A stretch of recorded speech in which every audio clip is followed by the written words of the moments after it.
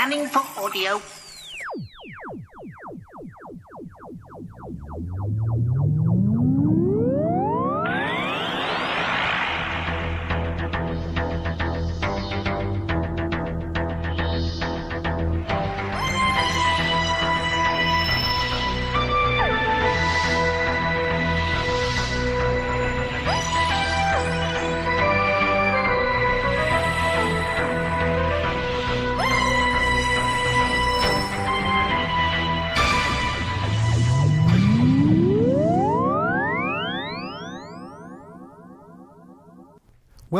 Welcome to a Tin Dog podcast. This time discussing main range release from Big Finish, number 216, The Maker of Demons. Now it feels like I've been away for ages. Yes, I know I've done the whole Hooverville thing and there'll be reports and all sorts of interviews coming up over the next few weeks. The way things always go in September and October. Of course, class is heading towards us really fast. And as for news, well, my physio's coming along, and my leg is up to, well, about as good as it's going to get. Obviously, it'll get slightly better until next summer when I have yet another operation to remove steel, well, titanium, you know what I mean. Yes, I guess I just don't get to be Borg after all. But that's not what's important. Important things? Well, I've managed to get geekmyths.net, so that when the book does come out, we'll have a link directly to its page and you'll be able to get that regardless of who ends up publishing it and where it's available. My plan at the moment is to have it available throughout the world, either electronically or physically, and of course for it not actually to go out of print like Astrology did. Have you seen how much those are going for on Amazon? That's just ridiculous. I wish I'd kept more. But that's not important. What is important is that you can follow Geek Myths and the journey towards publication from the Twitter feed at Geek Myths. Remember, of course, there's always at Tin Dog Podcast as well, which you can follow in order to keep up to date with reviews here on the podcast and, of course, all of the future reviews which will be available on YouTube. But of course you knew all that, didn't you? That's not why you're here. You're here to hear me talk about Doctor Who. Oh, it feels like it's been forever. Imagine, if you will, someone sat down and went, you know what Doctor Who does best? Doctor Who does stories told by other people, retold through Doctor Who, through a sci-fi lens. Why don't we redo The Tempest? But of course, let's not beat around the bush and pretend it's not The Tempest. Except, of course, that's not what we've got here. Scratch that. Imagine if someone sat down and went, have you seen Forbidden Planet? Yeah. It's based on The Tempest. Yeah. It's sci-fi based on The Tempest. Yeah. Well, why don't we make a Doctor Who that's based on sci-fi, that's based on The Tempest, but that's better than Forbidden Planet? But Forbidden Planet's a classic. Yes, I know. And so on.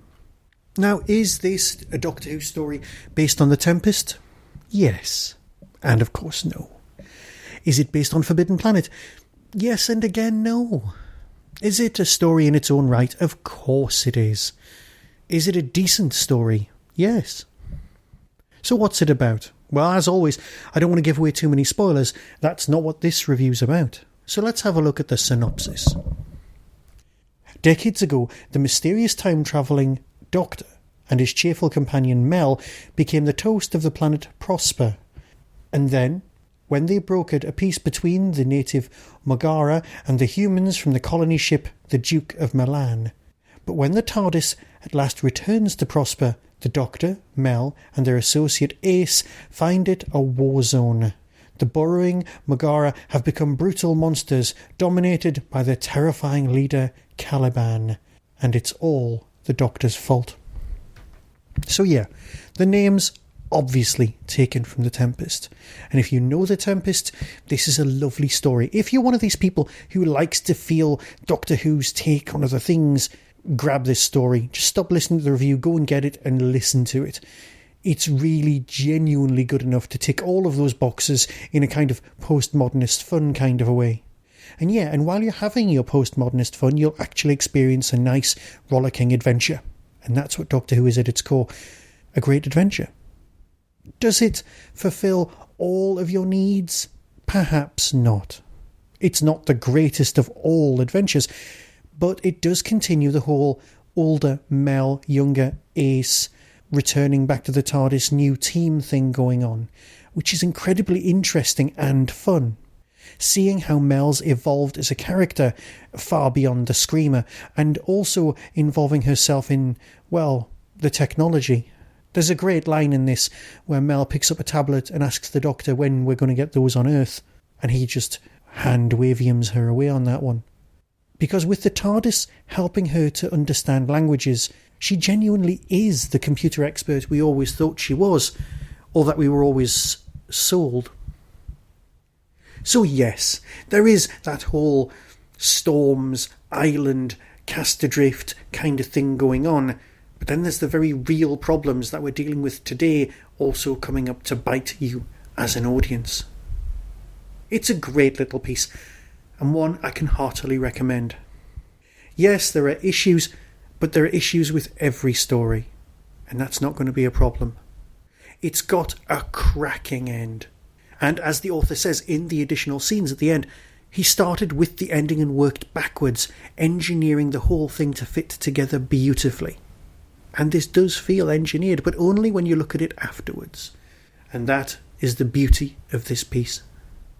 So more from this author, oh yes please, and I will leave you now and let you discuss, Doctor Who or something.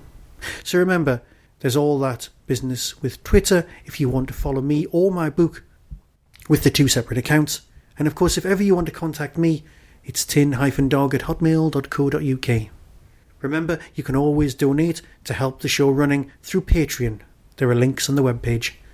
So until next time, when I'm sure I'll be talking about Doctor Who, be seeing you. Coming soon from Big Finish Productions, Doctor Who, Maker of Demons. For too many years our fleet drifted through space, where hope is coldest and despair best fits. But deliverance came in an unexpected form, when a blue box materialized upon the Duke of Milan. Oh. Your idea of a golden age and mine are pretty different, Professor. This is wrong. Very wrong. What happened here? I, for one, am very grateful for the opportunity to thank you in person, Doctor, for everything you've done for us. Did you hear that? Yeah. What is that? We're detecting tremors. What? No! No! It's too soon. Too soon. Ace, get back here! What is that?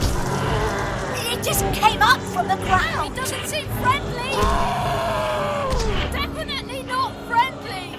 Though it pains me to inform you, it is almost certain that the girl Ace is dead. No! Hell is empty, Doctor, and all the devils are here.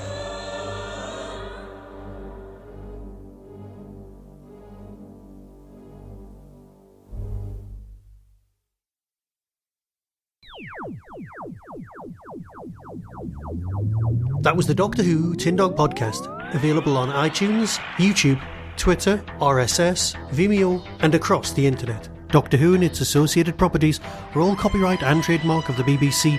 No infringement is intended. Why not become a supporter by visiting patreon.com/tindog. Contact the show on tin-dog@hotmail.co.uk. The Tin Dog Podcast is a founder member of the Doctor Who Podcast Alliance.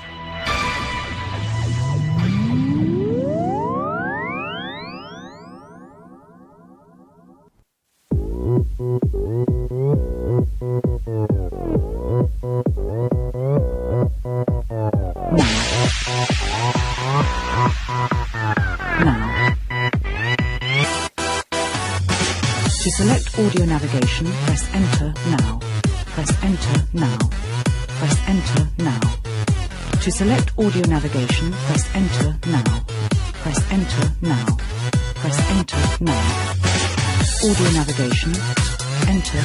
Enter. Audio navigation. Now. Audio navigation. Audio navigation. Press Enter now. Press Enter now. Press Enter now. To select audio navigation, press enter now. Press enter now. Press enter now.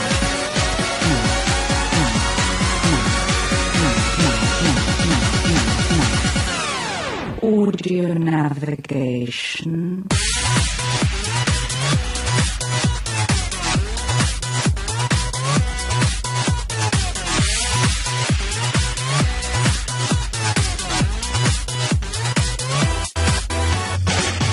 Press enter now.